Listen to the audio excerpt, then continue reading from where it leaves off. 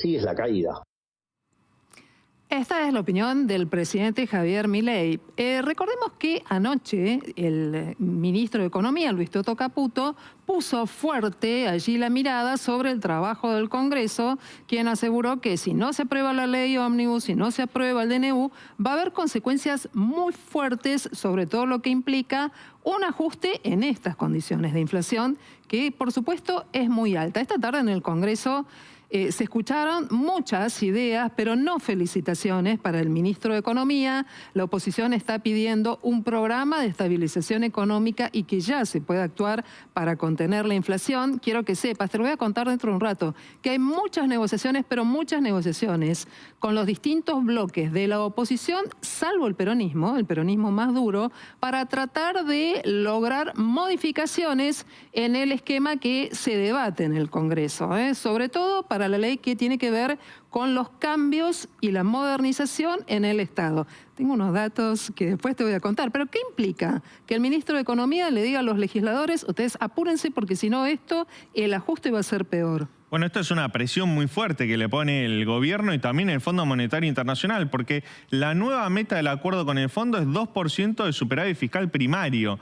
Y a ese 2% se llegan con los recortes y ajustes que están dentro de la ley ómnibus y del DNU. ¿Qué pasa si el Congreso no lo aprueba? Eso significa que va a haber ajuste en otras áreas. Por ejemplo, el gobierno plantea suspender la fórmula de movilidad jubilatoria.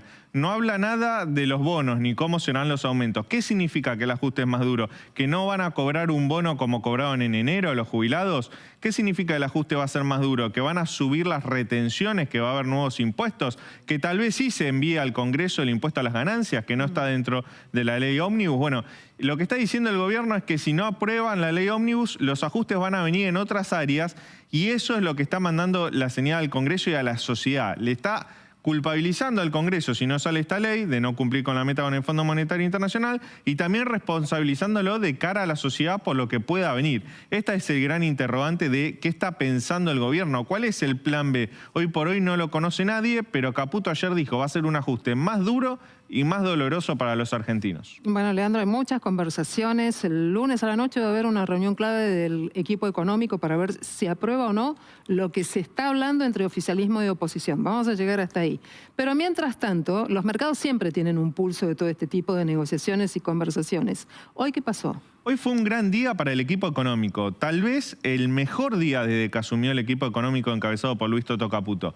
¿Por qué? Porque los mercados reaccionaron positivamente al anuncio del acuerdo con el Fondo Monetario Internacional. Cayeron todos los dólares, subieron los bonos, cayó el riesgo país. Fue una gran jornada para el gobierno. De hecho, tuvo una gran licitación de Bopreal. Acaba de terminar la licitación de Bopreal.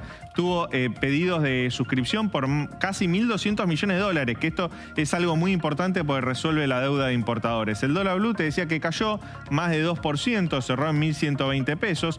También cayeron los financieros. El dólar MEP cerró en 1.119 pesos y el contado con liquidación en 1.148 pesos.